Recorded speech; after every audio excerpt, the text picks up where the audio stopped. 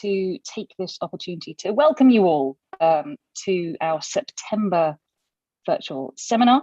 As some of you might know, the Anatolian Studies virtual seminar series runs once a month during the academic year. We're a fairly informal outfit.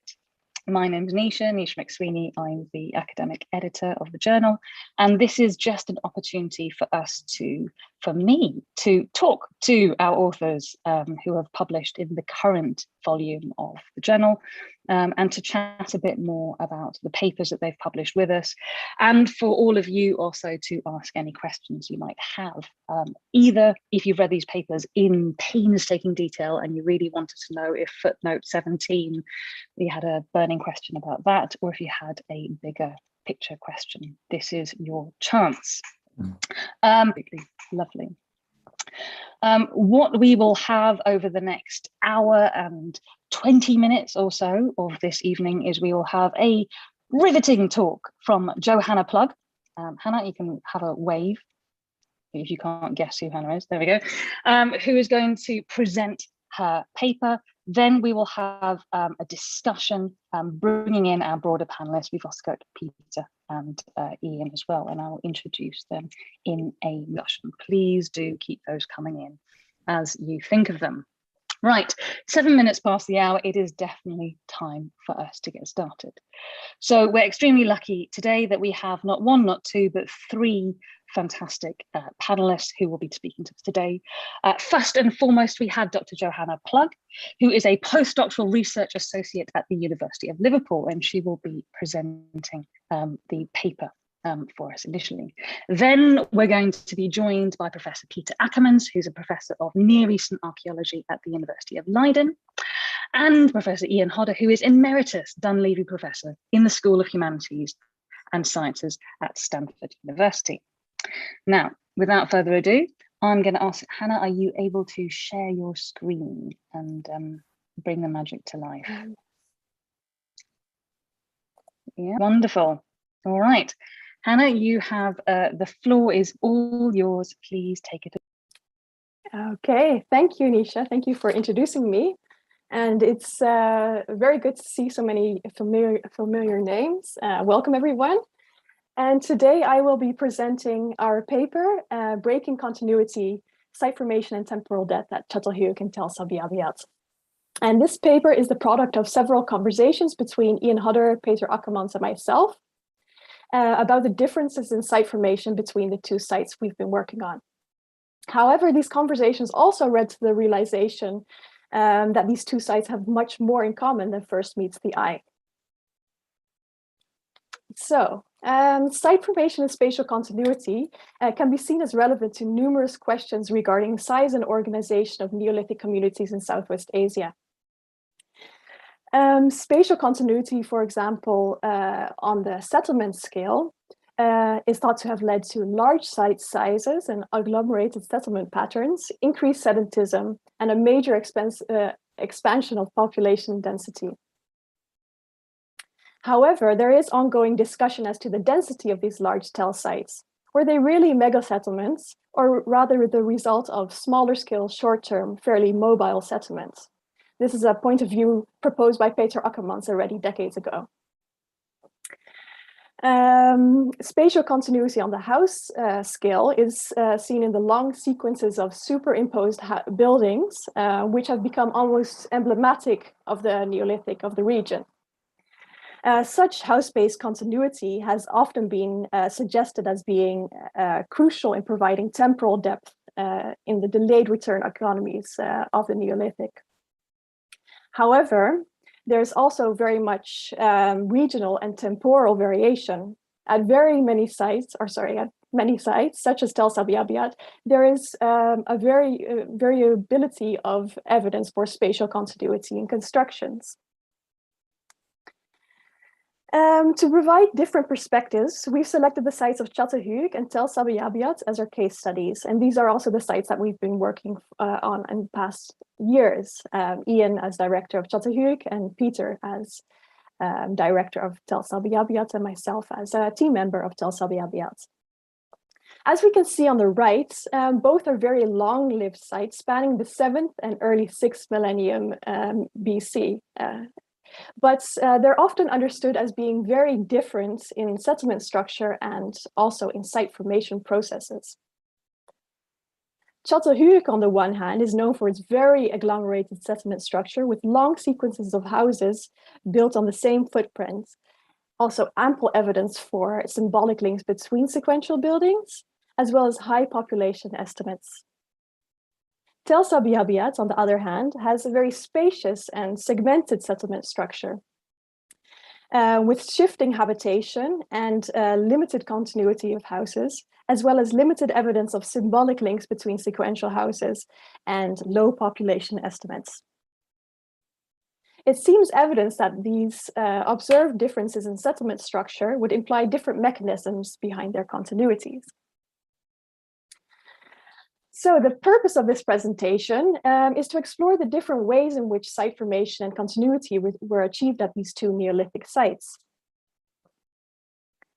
We will see that at Çatalhöyük there is growing evidence for breaks, whereas at Tell Sabi Abyad there's more evidence of continuity than meets the eye.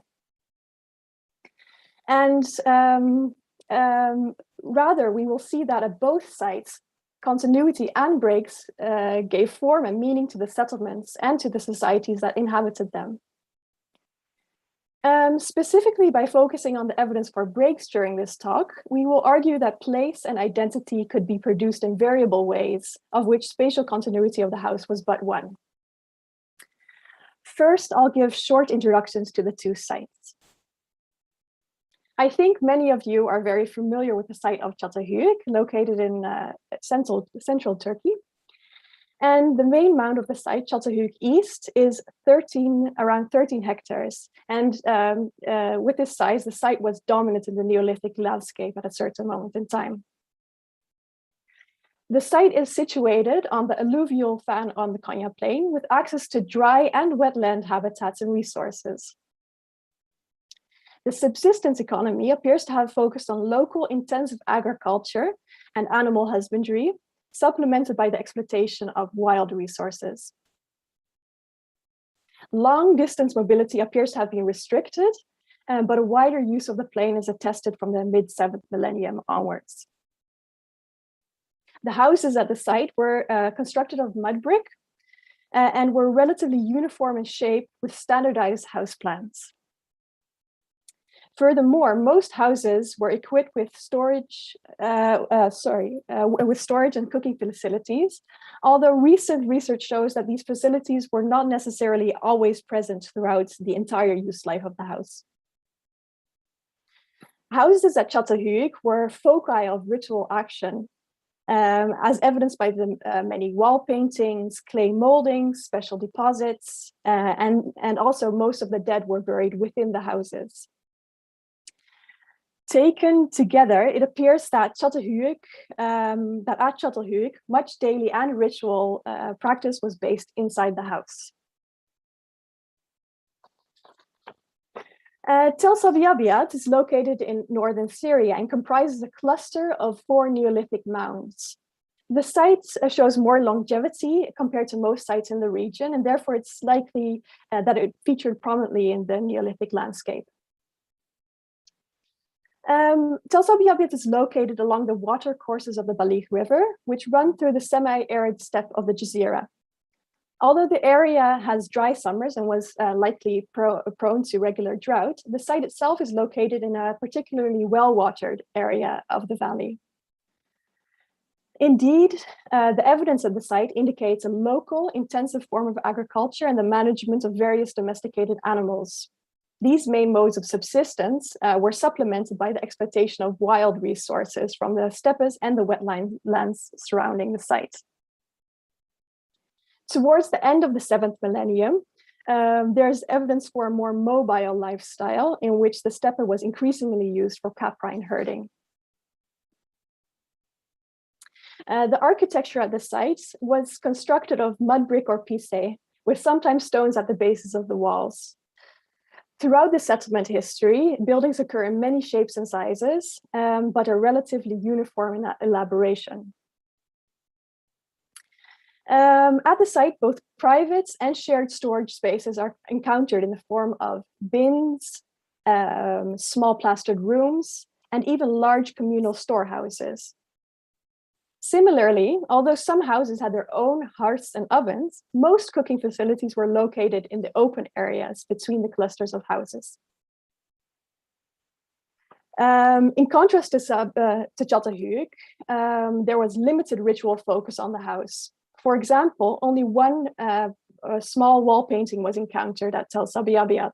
Also, the majority of the dead were not buried within the houses, but rather in long-lived communal cemeteries at the edges of the settled areas. It appears that at Tell Sabi Abyad, social groups constantly engaged in communal activities, both ritual and daily, in the open areas between the houses. So, having established a basis for comparison, we can now go on to discuss several aspects of site formation, specifically discontinuities despite the long settlement histories at both sites. We will discuss a spectrum of breaks from the smaller and the shorter term to the larger and the longer term. First, larger scale breaks and mounds and submounds will be discussed. Subsequently, discontinuities involving parts of the settlement. Thirdly, changes in the use of individual buildings and spaces.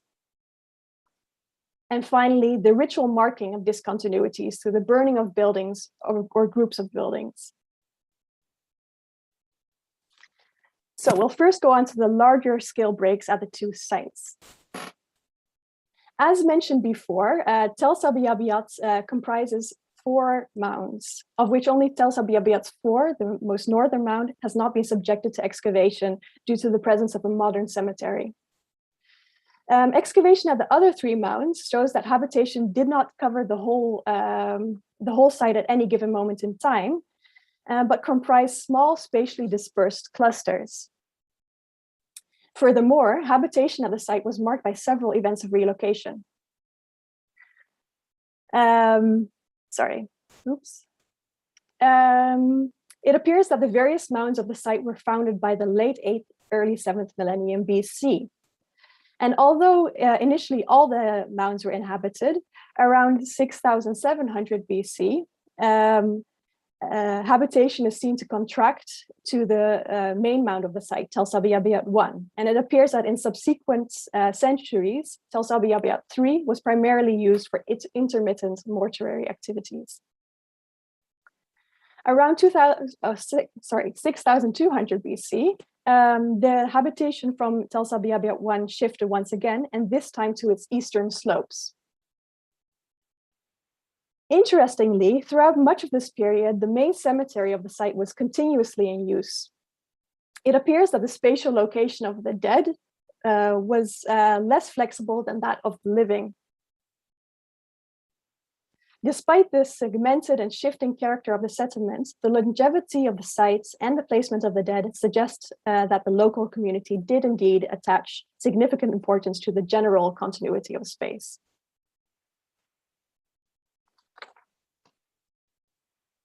As you all know, the site of Çatalhöyük also comprised multiple mounds, Çatalhöyük East and Çatalhöyük West. However, excavations at the sites now also suggest that Çatalhöyük East had separate submounds. Furthermore, ongoing research shows that Çatalhöyük was also marked by shifting settlements. From the mid-7th millennium onwards, habitation is seen to spread to other submounds in the east and in the south.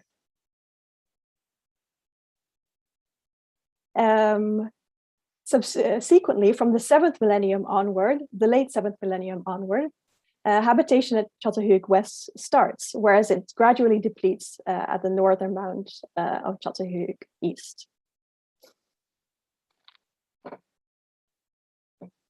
Eventually, all habitation shifts to Çatalhöyük West and Çatalhöyük East is abandoned. Interestingly, after this abandonment, Çatalhöyük East was still used for burial activities for a short while. Whereas at Tell Sabi Abyad, burials at Çatalhöyük used to create continuities. So these larger scale breaks can be explained in various ways. At Çatalhöyük, it appears that these larger shifts were related to wider changes in population density and organization in the second half of the 7th millennium. The period following 6500 BC is marked by a decline in the density of building and a more open space, as well as increased mobility and a wider use of the landscape. It can be hypothesized that the spread to and from various submounts during this period is the result of social fissioning, linked to increased household autonomy, competition, and mobility. At Tell Sabi Abyad, continuous fissioning has also been suggested as an important social tactic. Settlements at various sites in the region show dispersal and spatial segmentation. And the largest shift at Tell Sabi Abyad towards the end of the 7th millennium also coincide with gradual changes in material culture, subsistence activities, for example, with an increased emphasis on storage, changes in symbolism and architecture, as well as an increased use of the steppe for herding and evidence for human mobility. This begs the question whether the overall attachment to place was in some way related to spatially flexible lifestyles. Now we can move on to the second scale of breaks observed at the two sites. The abandonment of clusters of structures is very common at Tell Sabi Abyad, and this is most clearly exemplified in Operation 1. Here, a continuous cycle of construction, abandonment, gradual infilling, and rebuild is witnessed, covering 10 successive habitation phases, each used for 15 to 30 years at most.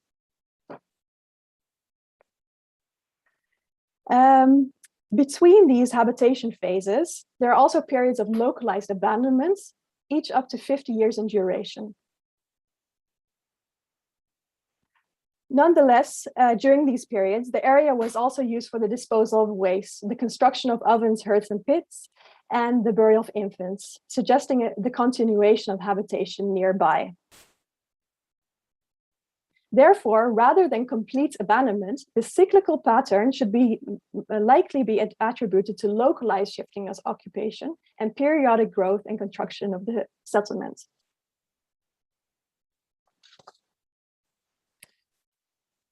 At Çatalhöyük, this scale of discontinuity is less common, but witnessed in several instances. For example, in the south area, there is strong continuity and agglomeration of building until phase South O. However, at the end of this phase, many houses are burnt, but likely not all simultaneously. Subsequently, following South O, the area shows much more open space and intermediary deposits between the buildings. Similar breaks involving groups of houses have also been observed elsewhere at the sites in North EI, for example. At Çatalhöyük, such changes of specific areas are possibly related to the cycles of social relations. For example, in the south area, in this period leading up to the end of the phase, there is an increased intensity of ritual behavior, as well as evidence of various forms of stress on the human body. One could speculate that a local neighborhood group experienced internal tensions that eventually led to dispersal and abandonment. At Tell Sabi Abyad, this explanation is less likely. There's only one of the settlement phases of operation that shows evidence of intensified symbolic expression, namely the wholesale burning of level 6, and we'll get back to that later on. Rather, it appears that the intermittent occupation observed in this part of the site was related to the wider pattern of shifting settlements, characteristic of the site in general. It should be considered that more of such generational shifts were possible at Tell Sabi Abyad due to the lower population density and a more diffuse settlement pattern compared to at Çatalhöyük. And then the next scale of discontinuity, that of individual buildings or spaces. As mentioned before, Çatalhöyük is known for its long sequences of houses on the same footprint. However, it has also been clear for a long time that there were open areas and midden within the settlement. Recently, stratigraphic analyses, radiocarbon dating, and Bayesian chronological modeling has allowed the sequence of occupation in part of the north area to be mapped in 25-year time slices. This research has indicated the importance of a third category of space, empty lots. Following the disuse of one structure and before the rebuilding of a next, lots were frequently left open for some time and used for other purposes. An important implication of the observation that rebuilding of structures was not always direct was that a significant portion of the settlement stood empty at any given moment in time.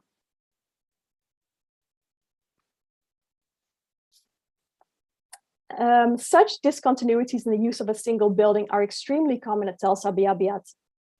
This is seen in the ubiquity of single-phase structure in continuously used areas and the gradual replacement of houses. As you can see on the right, this is nicely illustrated in Operation 3 of the site, where buildings rarely replace each other in the same location. As a building fell out of use, it was not dismantled in any way, but left gradually to decay. Rather than in the same spot, new buildings would have been built nearby. And the remains of old structures would be left standing for years and possibly even decades. In the meantime, they were sometimes used for other purposes. So all in all, it seems that at Tell Sabi Abyad, intentional relocation was the norm. Likely, such a spatial flexibility in the replacement of structures was an important factor in the settlement drift witnessed at the site. Nonetheless, at Tell Sabi Abyad, there's also evidence for spatial continuity in house construction. Particularly in the earliest phases of the site, various examples of continuous house sequences are observed, as well as standardization in house plans. Although much less common, buildings in later phases are also sometimes rebuilt in the same location. However, it's very important to note that in most cases, even such spatial continuity occurred only after a significant break. This is, for example, witnessed in a building sequence on Tell Sabi Abyad 3, dated to the early 7th millennium. Although this building was rebuilt at least 6 times on virtually the same footprint, it appears that after each phase, it was left for a period, as evidenced by intervening deposits of ash and also of infant burials. We should consider that such a juxtaposition of both spatial continuity and breaks in construction may be more prevalent than often assumed at other Neolithic sites in the wider region.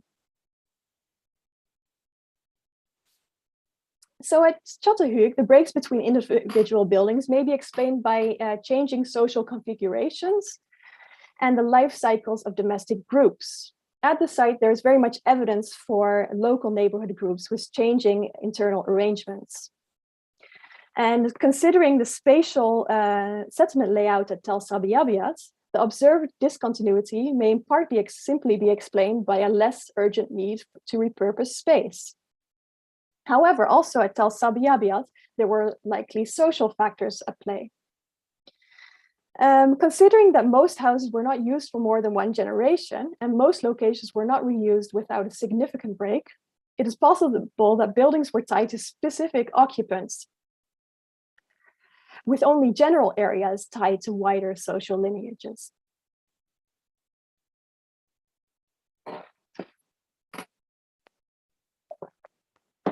Finally, we can go on to discuss the ritual marking of discontinuities with fire, a phenomenon observed at both sites. So at Çatalhöyük, the abandonment of buildings was usually quite formalized. It involved cleaning, dismantling, covering, and infilling. However, from around 6,600 BC onwards, there's also examples of houses that were burnt at their end of the use life. Although some instances may have been accidental, others show intentionality and careful management of the fire. Also, the contents of such burnt buildings stood out. Often they contained much material on floors, and there's also more evidence of fixtures that have not been dismantled prior to the fire. Some examples of such buildings are Building 77, which contained large quantities of broken ground stone, Building 52, which contained wild cattle horns stacked above a bucranium, and Building 114, which contained a burnt fill with animal bone and human skeletal material. So all in all, it appears that at Çatalhöyük, fire was used to ritually mark discontinuities on occasion. The abandonment of buildings at Tell Sabi Abyad was usually not very formalized, in contrast to what we see from Çatalhöyük. As mentioned above, buildings were frequently left to decay and only sometimes intentionally leveled. However, at the site, there are also two instances of intentional burning of structures. The best known example is that of the so-called burnt village of Operation 1 Level 6. Here, multiple storage buildings were affected by fire. These were filled with burnt cereals, big quantities of pottery, flint and stone tools, personal ornaments, figurines, clay ceilings, and tokens. Also, several human remains were found to have been deposited in this building prior to the fire. It appears that this fire marked an important moment in the use of the area, as the next phase, level 5, which was much less densely built up and comprised a much smaller collection of residential buildings. Another example of the burning of structures was found in Operation 2 of the site. And there a single burnt house was found. And like the structures of Operation 1, this building was filled with much material culture, which appears to have been added during the fire, or at least part of it was added during the fire. And similarly, the remains of an adolescent female were found in one of the rooms.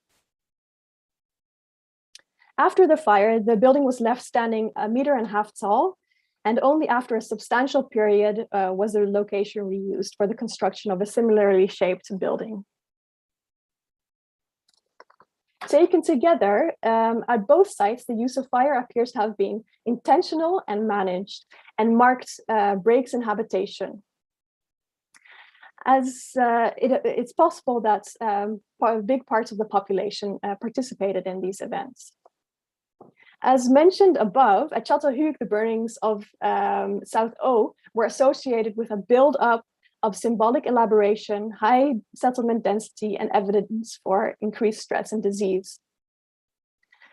One could hypothesize that these house burnings were a ritual response to pressures faced by the community.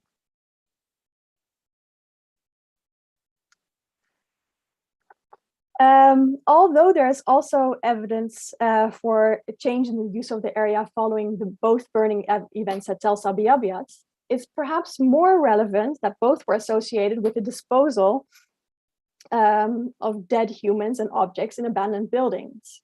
Indeed, it appears that at the site of Tell Sabi Abyad, fire was a very important ritual agent linked to practices surrounding death.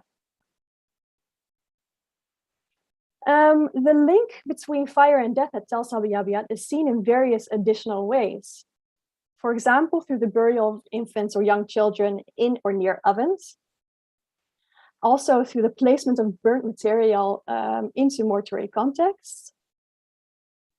Through the scorching of burial pits prior to use. And finally, the application of fire directly to the human body. As many as 15 individuals were found who showed traces of burning within the chest cavity. Considered together, although on occasion fire was used to mark spatial discontinuities, more often and more convincingly, it was used to mark the end of human lives. Such mortuary practices involving fire occurred throughout the site history, but no more than once or twice per generation. It can be proposed that these and other practices surrounding death may have provided a sense of identity, time depth, and continuity that was not sought in the house per se. So, on to the discussion. As already argued at the start of this presentation, it appears that at both sites, continuities gave form and meaning to the settlements and the societies that inhabited them.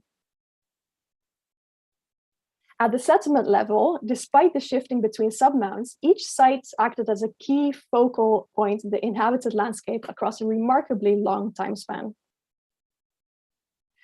At the house level, continuities at Çatalhöyük were sought through the sequences of buildings, symbolic links between sequential houses, and the repetition of standardized buildings plans. At Tell Sabi Abyad, however, although in the earlier phases of the site, continuities were sought in similar ways, throughout most of the site history, rebuilding was much less direct and perhaps even avoided. Rather, continuities were sought in different ways. For example, through the static location of the cemetery, the repetition of specific rituals over many generations, and perhaps even through the ongoing presence of abandoned houses as visible reminders of past generations. As elegantly put by Peter Akkermans, the people literally lived in their past, in the sense that the ruins of earlier occupations were omnipresent in their villages. Despite these continuities at both sites, they also both show ample evidence for prolonged disuse of buildings and parts of the settlement. A main conclusion of this paper is that breaks were integral parts of site formation at both sites. Therefore, direct continuity must not be taken for granted.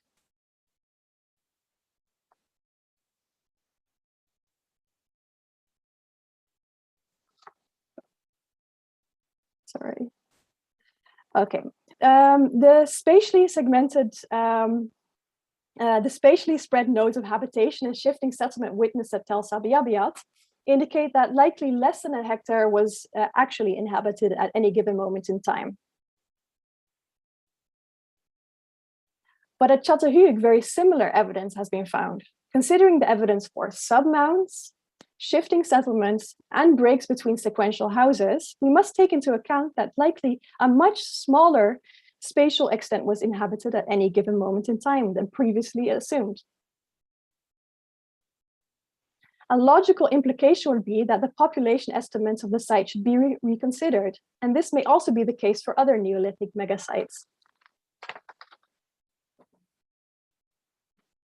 Despite the similarities in site formation processes, site density, spatial continuity, population size was clearly higher at Çatalhöyük compared to Tell Sabi Abyad. It is possible that environmental factors played a role. Possibly the unpredictability of the environment around Tell Sabi Abyad favored flexible, spatially dispersed groups, whereas the higher density population and limited mobility of Çatalhöyük was possible due to the rich and reliable mosaic of dry and wetland resources. However, there were likely also other factors behind these differences. At Çatalhöyük, there is a clear pattern that the house was an important social, productive, and symbolic unit, and the main mechanism for creating social rules, particularly through burial. In contrast, at Tell Sabi Abyad, there was relatively little focus on the house. Rather, communal spaces were used for storage, production, and even the burial of the dead. So in summary, it's clear that at Çatalhöyük and Tell Sabi Abyad, they fall at different points on the spectrum. Whereas there is a stronger emphasis on spatial continuity of the house at Çatalhöyük, there is more emphasis on dispersal and intra-site mobility at Tell Sabi Abyad. However, rather than polar opposites, both sites illustrate the importance of breaks and continuity in the structuring of the lived environment. Breaks in occupation did occur as social groups waxed and waned in size and composition, and there were cycles of concentration and dispersal at the neighborhood and settlement levels. And the study also comes with broader implications. Considering the evidence for both horizontal and vertical breaks, It is possible that more sites may represent palimpsests of smaller dispersed habitations which were in the making over many centuries or even millennia. Nonetheless, this study also shows that both communities had mechanisms to create and accentuate temporal depth and social continuities. At Çatalhöyük, it appears that active memory construction was tied to the house. Whereas at Tell Sabi Abyad, the focus on ancestry and place primarily occurred at the community level through the location of the site in the cemetery, as well as continuities in ritual practices. In conclusion, for the two case studies discussed, both continuity and breaks in houses were options. And we'd like to emphasize that even where continuity appears to be the norm, it should not be seen as self-evident, but actively studied. Thank you.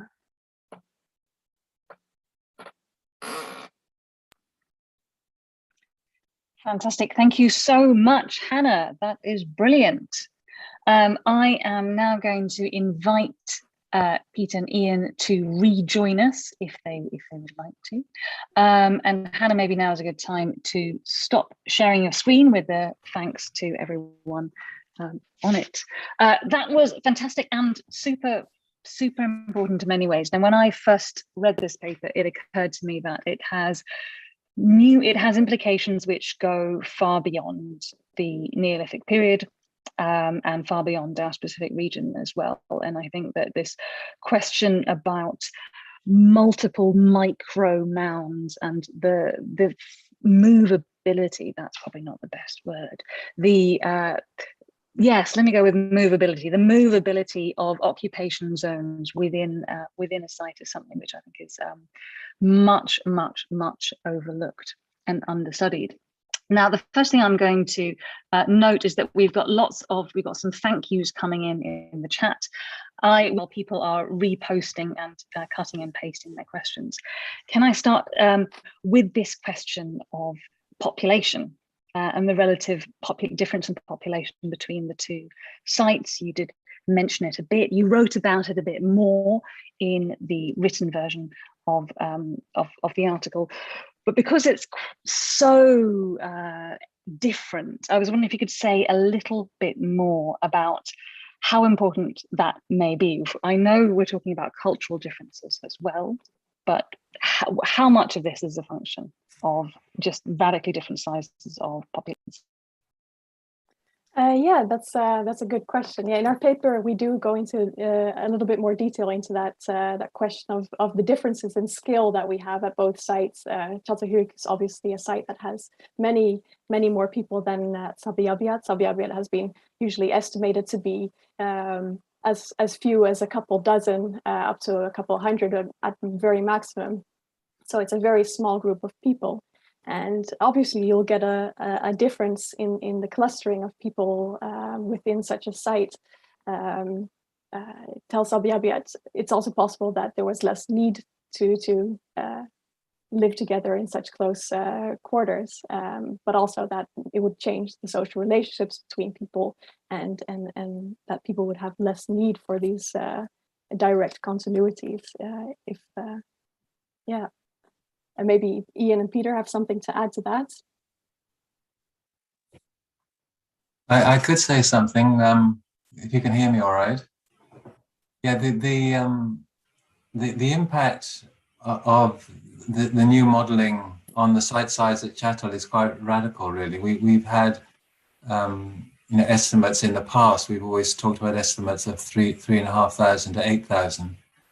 And we haven't really finished doing the reanalysis of the population size as a result of the Bayesian work that we've been doing with Alex Baylis. But I think numbers, around 1,000 or less, seem much more likely. And so the differences in size aren't as marked as has often been assumed.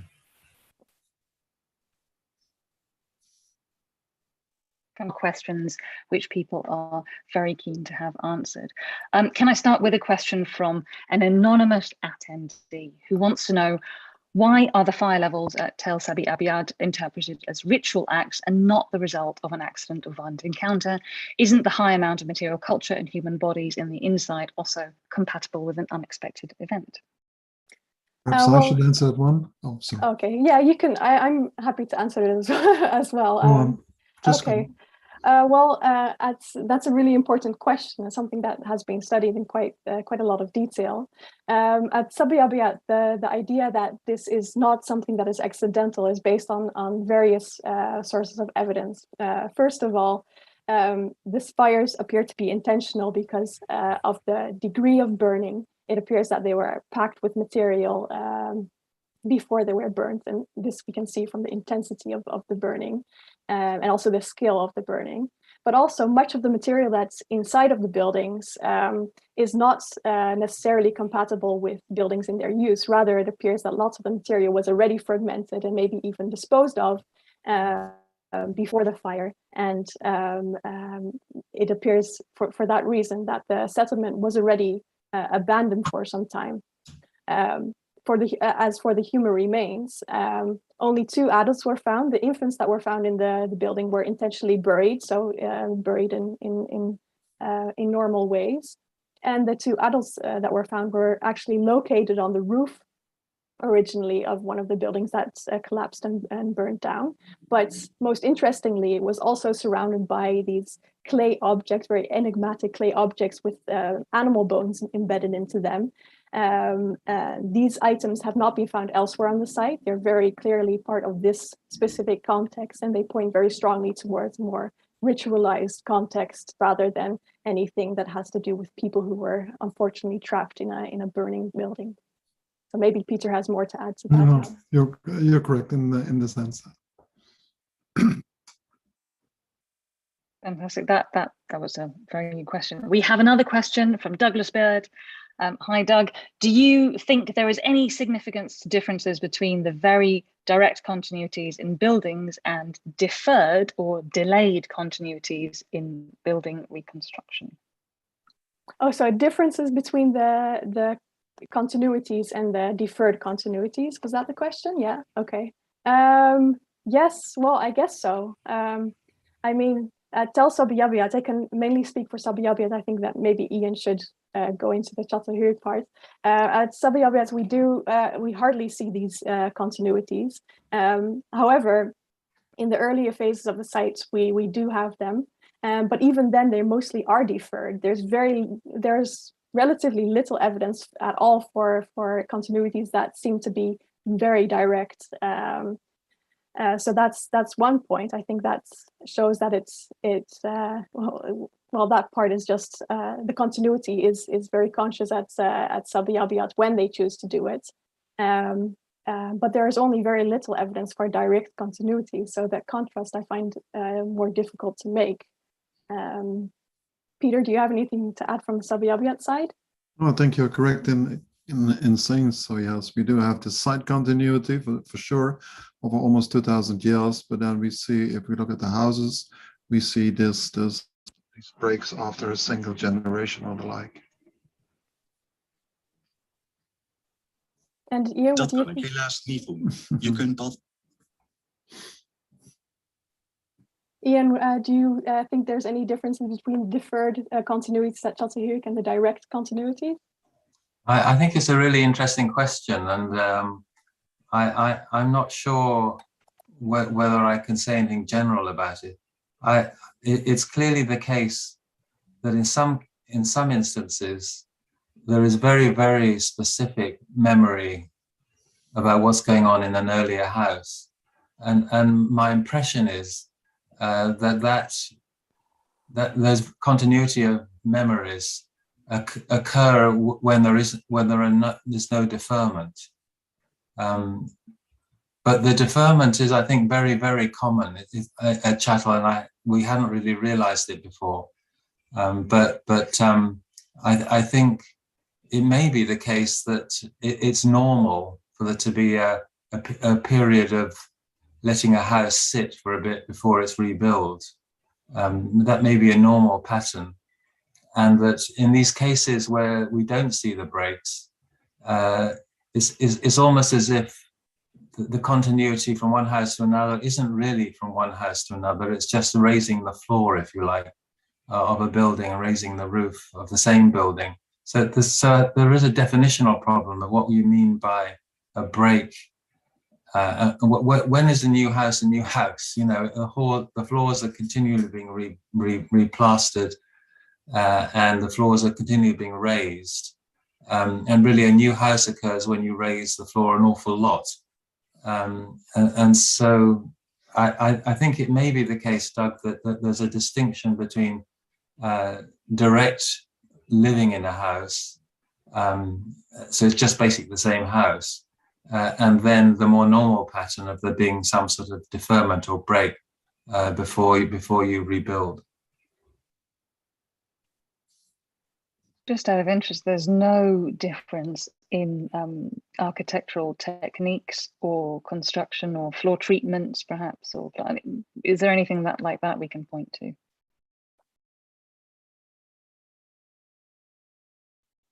Oh, is it? Yes, in the difference between very continuous and perhaps not so continuous or a large break. Is there anything physical in the construction of these which could be different? I think that would be best explained from the Çatalhöyük perspective, because there are more of these continuities.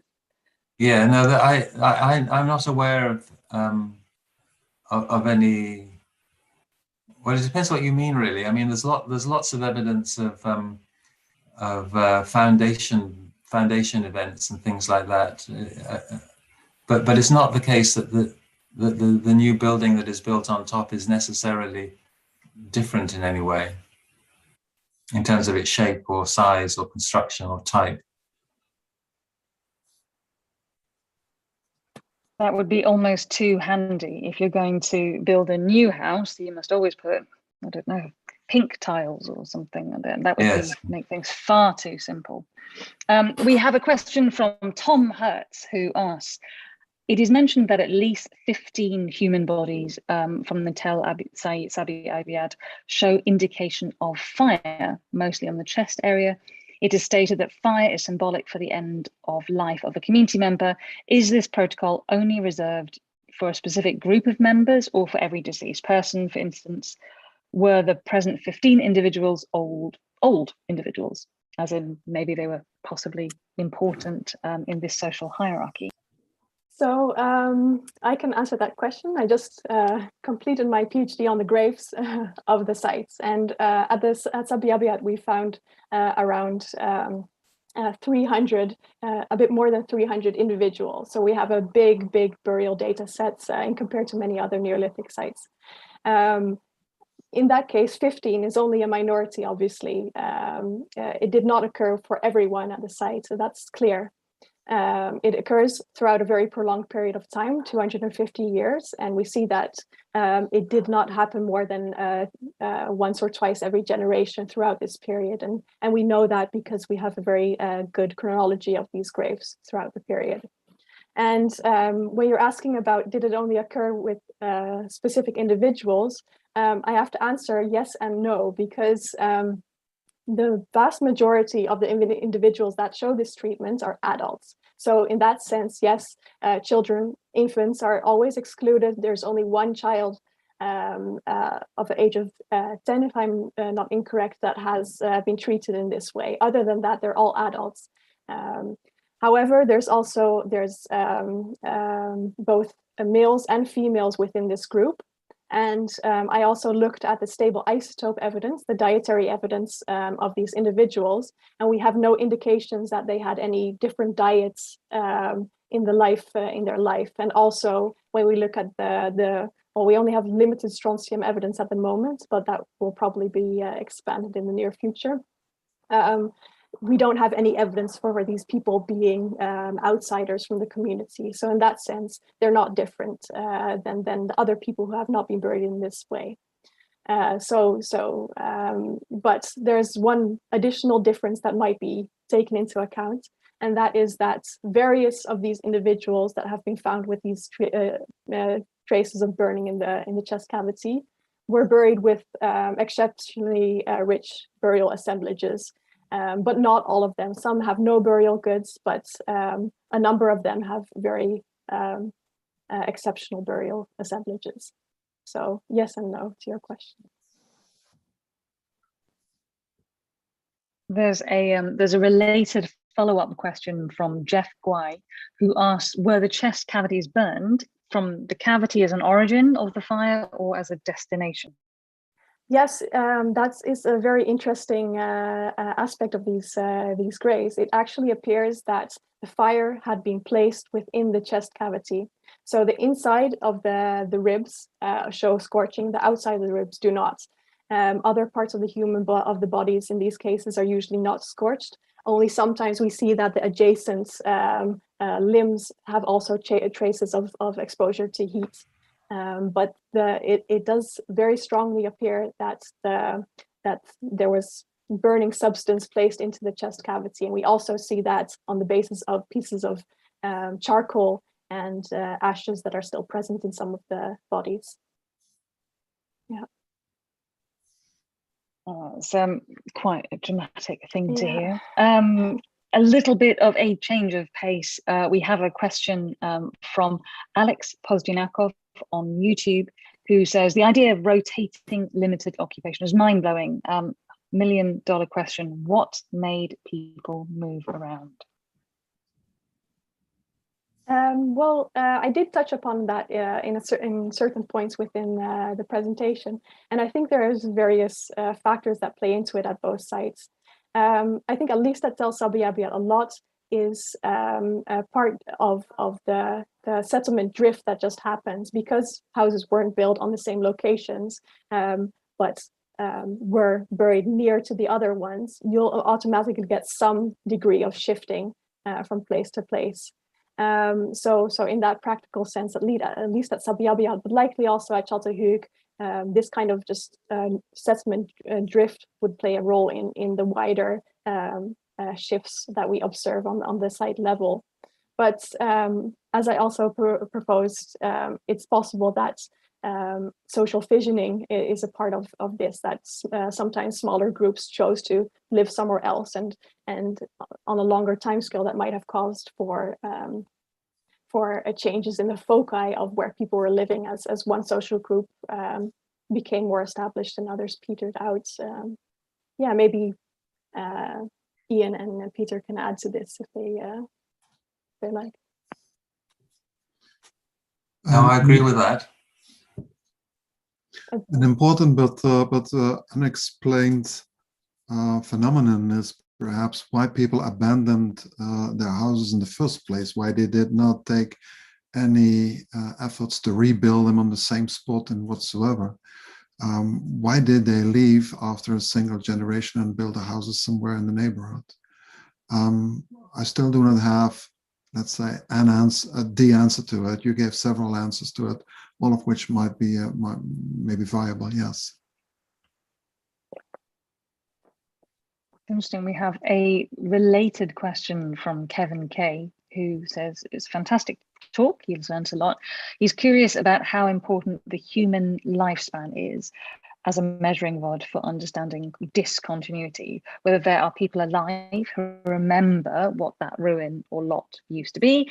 And do you see some specific kinds of discontinuities or gaps at Çatal or Sabi Abyad as being shaped particularly by different ways of remembering? I think that might be two slightly different questions, but I will leave you to take them as you. Yeah, that's a really interesting question, Kevin. Well, at Sabi Abyad, we definitely see that that due to the gradual replacement of buildings and lots of parts of the sites, it does appear that people at least remembered some of the houses that were in their living location. You might remember the quote that I gave by Peter, that people were living amongst houses in different states of decay, living amongst the houses of their ancestors, but also likely the houses that they grew up in for a part. As I said before, the houses at Sabi Abyad at least are mostly generational in the sense that they've been used for around 15 to 25 to 30 years, something like that. but that does not mean that they were all replaced at the same moment in all parts of the site. Rather, it appears that in most cases it was really gradual, that as one house was coming to its end, others still continued, and then a new one came. And in that sense, people who were living in the houses in use would definitely remember at least some of the houses from their use life that they were sitting around. And I think that would be also the case at Çatalhöyük, that houses just gradually are seen to replace each other rather than in blocks. So I do think there is ongoing memory that's woven into the settlement in that way. Correct.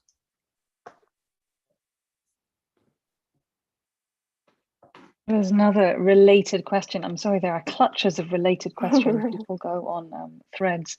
Coming from Alessandro Jamiz, who is coming back to this idea of discontinuity. And we've heard a little bit about the question of not knowing why people abandoned houses at Sabi Abyad. And sorry, the other way around. But he says, what, in your opinion, were the causes of abandonment at Çatalhöyük? Peter, what do you think? No, this is for Ian to answer. It's about sorry, Çatalhöyük. I thought it said Sabi Abyad, but I don't think it's easy to give a simple answer to that. We haven't published yet, but the work that we've been doing with Alex Bayliss has shown that there's an enormous diversity in the length of occupation of houses. So some of them do seem to be very short-lived, sort of 10 to 30, 40 years, that sort of time. But there are certainly some houses that are being lived in for over 100 years. Not very many of them, but certainly a proportion of them. And so it's likely that the reasons for abandonment vary. I have wondered whether one could say that, in relation to an earlier question, that when a particular type of person or a particular person, say a founder of a house or something, died, that the abandonment was related to the death of that person. But it doesn't. That there are some cases where one can see that there was a burial and then there was the filling in or the ending of the house. But it doesn't always happen like that. The burials can be early on in the occupation of a house, not necessarily the end of the house. So there isn't any sort of simple pattern. As I sort of alluded to earlier, I've begun to think that the very short-term abandonments might be the normal. That it was not seen as appropriate to do anything in a house for a time period after it was abandoned. So at that level, I think there is a link, as Kevin was perhaps asking about, linked into sort of the lives of people in buildings. But I think, as Hannah has laid out, there are very different interpretations at the larger scale. We haven't in this talk really talked very much about what one means by a house, but certainly at Çatalhöyük, that these houses, there are individual house units, but they're also linked into a wider house in neighborhood in some way. There are groups of houses. And I think a lot of as Hannah was saying, a lot of the abandonment is to do with shifting relationships between these neighborhood groupings of various sorts, which were very, very complex. Can I move us on this same thread just for a minute? I'm sorry, people are going to trying to ask more questions, but can I just keep on going with this one for a little bit about the slightly wider picture and neighborhoods? I'm also quite interested in the gaps between mounds. We have two sites here which are multi-mound sites, and I'm interested in the kind of the flat lands between them. Hannah, you mentioned the 4 mounds at Sabi Abyad, but you wrote it in the article, but didn't really have time to discuss it here. But the 4th mound, isn't excavated because it's a current cemetery, if that's correct. But that's also quite a big one. And so you certainly, and it's quite far away, it's kind of at least 600 meters from your the first mound. So you've got quite dispersed, spatially dispersed foci of settlement. Do you think do we know if there's anything between them, anything going on, any kind of activity? I think this is maybe a question that Peter can answer very well, because he has also surveyed in the wider area of the Balig, where multiple sites show this kind of patterning, right? Right, yes, nearly all, no, not all, but many of the sites in northern Syria do show a similar pattern of several sites clustering together at a relatively short distance of each other. In the case of Sabi Abyad, this fourth mound too is a prehistoric mound, to judge by the sherds found on its surface. It too fits in the general pattern, but there are certainly many more actually in our region, which all display this clustering of separate mounds. And then even within the mounds, we have this additional separation into spatial clusters.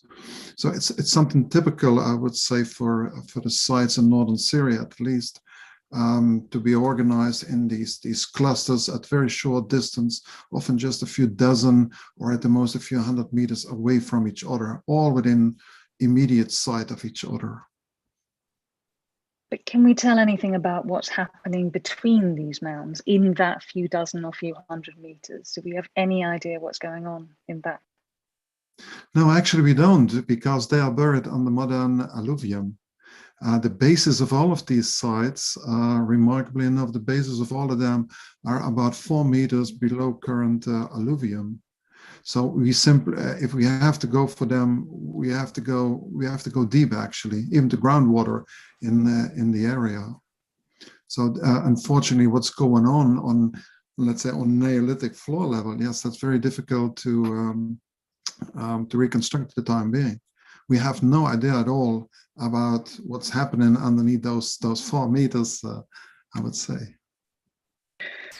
More mysteries. Ian, do we know anything about what's happening between East and Çatalhöyük East and Çatalhöyük West? Well, there's been a lot of coring that's been done, and this has been the subject of quite a lot of debate about what the environment around Çatalhöyük was like. But I think what we would, and the coring and the sampling that we've done has suggested quite a high density of activity between the mounds. But I think we would see a diversity of little hummocks of dry land and wetland around them, with fairly intensive use of this landscape for grazing animals and for fields, and also for quarrying for clay. Chris Doherty did a wonderful study where he showed that Çatalhöyük dug itself into a hole, really, because people needed so much clay locally. They dug a huge, great hole in the landscape around them. So I envisage it as a very messy, very densely occupied area with lots and lots of stuff going on and lots of competition about how one should use that space. Fantastic.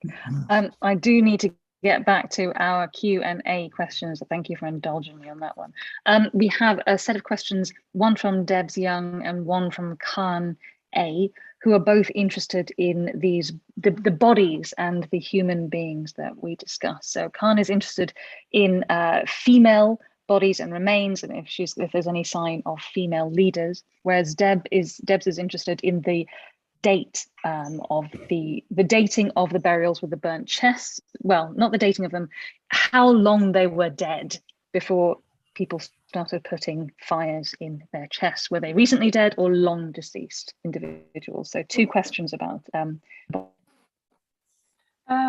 okay, well, I'll go into the first question first, about female leadership in this period. Well, at Sabi Abyad, I can mainly speak for Sabi Abyad. We don't really have any strong indications for that there was any difference between leadership. It's quite possible that both genders played leadership roles in the society. We don't really have very strong evidence for that, and both on the basis of the osteological evidence or the burial goods. We do see that men and males and females were buried approximately as many times with burial goods as others. However, we do have certain female graves that have much more burial goods than men, but in general, it's more or less the same. There's no big differences between the sexes as far as we can observe on the basis of the mortuary evidence, and also in the iconography. There are no really strong. There's not really very much strong evidence for those kinds of differences. In the case of the bodies that have been exposed to fire, how long they would have been dead.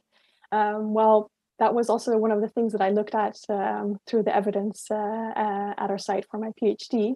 And there are some indications that these bodies, that these humans would have been dead for a while, mainly because of the specific traces of the burning on the bones. They seem to be most, they seem to correlate most with evidence that we have of bodies that have been already in a state of decomposition before the fire was applied to the human body. So that's really interesting. It's possible that these burial practices were related to delayed burial, which would be extremely interesting. And one of the ideas that might be appropriate in this case is that the use of fire and smoke may even have been related to the preservation and even further delay of burial in these cases. But yeah, I hope that answers the question. I think so. We also have some questions about the bigger picture scale, including the climatic environmental circumstances. Phyllis Erdogan asks whether the sites had any contact with each other, or were the populations somehow related? Can we find some kind of macro level comparability in that sense?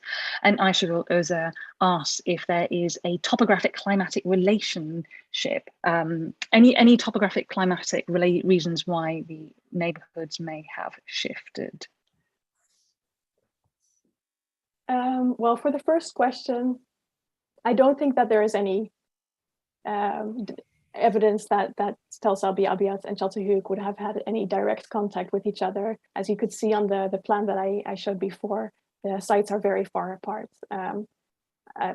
There was trade between Anatolia and northern Syria during the Neolithic period, with obsidian and other resources traveling back and forth, but not necessarily between Sabi Abyad and Çatalhöyük in a direct sense. Peter and Ian, do you? Yeah, I would agree. Yeah. Agree, yeah. Yeah. And sorry, the second question was? About whether there might be something environmental or climatic to do with shifting. Maybe. Yes, well, that's maybe a question that Peter would like to answer from the Sabi Abyad perspective, because some of the shifts at the end of the 7th millennium. No, I don't think. I don't think that most of the shifts have anything to do with environment or climate or the like.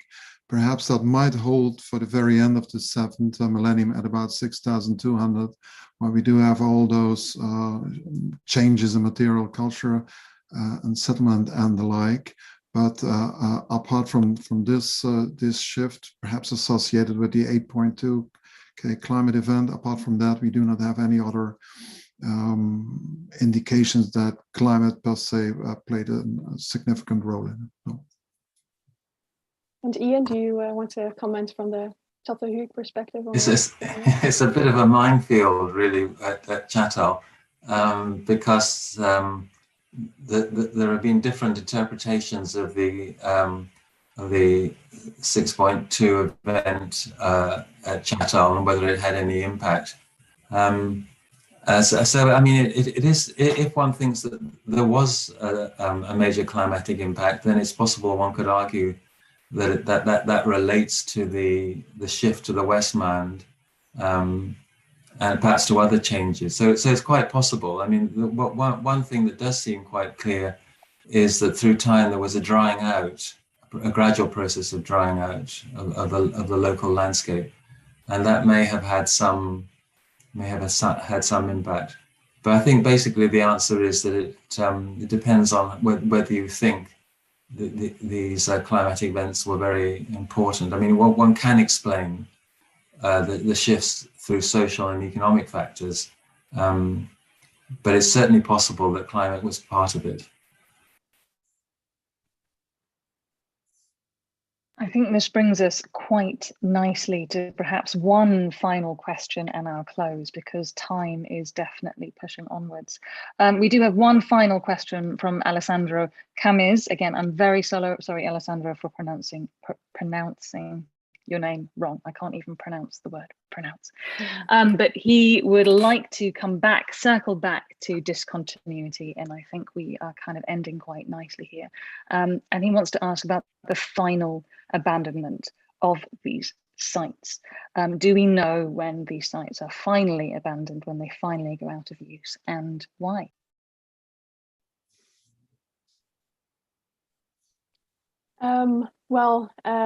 Peter, maybe you can answer the Sabi Abyad side of the abandonment of the site. Well, yes, in the case of Sabi Abyad, I would say that the site was abandoned in the late 6th millennium, around 5,400, 5,300 BC. The reason why it was abandoned at that time is much more difficult to answer, I would say. Basically, I simply do not know. The site was abandoned at that time and not reoccupied for several thousands of years until the late 2nd millennium BC. So almost 4,000 years, the site was reused for settlement. But why, in the first place, the site was abandoned? There could be all sorts of ad hoc reasons, perhaps, but none of them would explain it perfectly at the time being.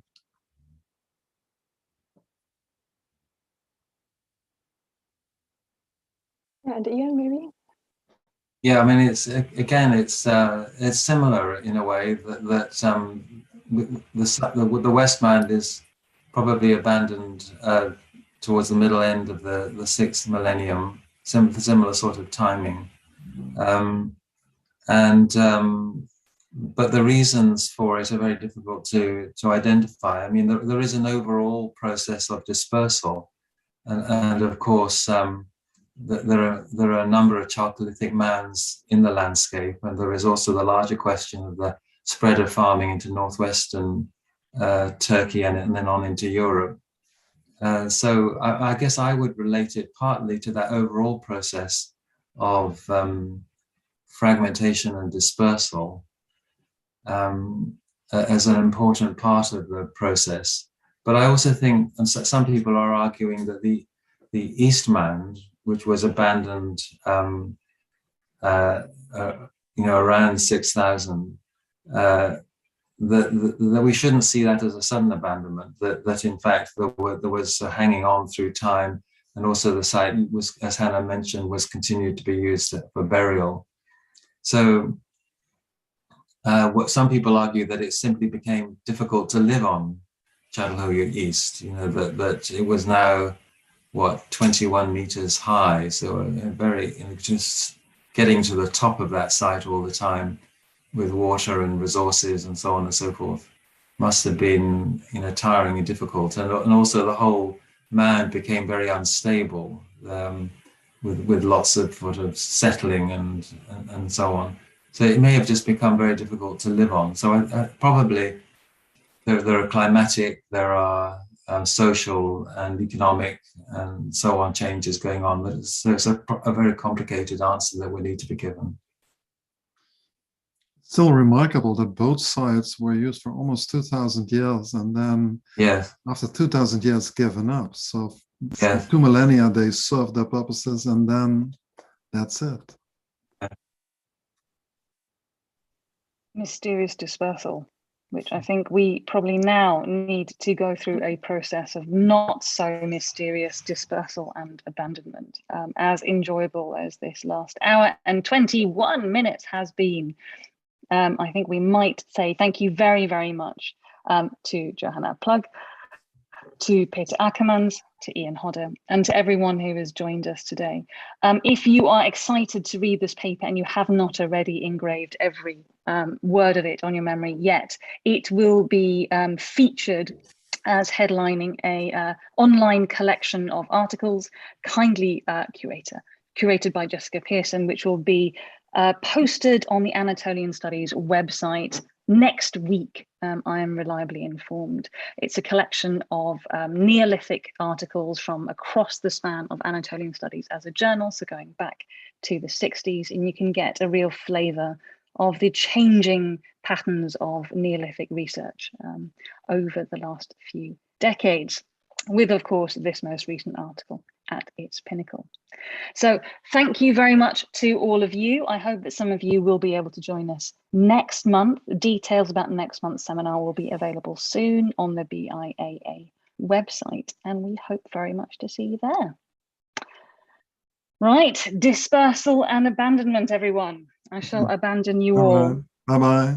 Bye, everybody. Bye.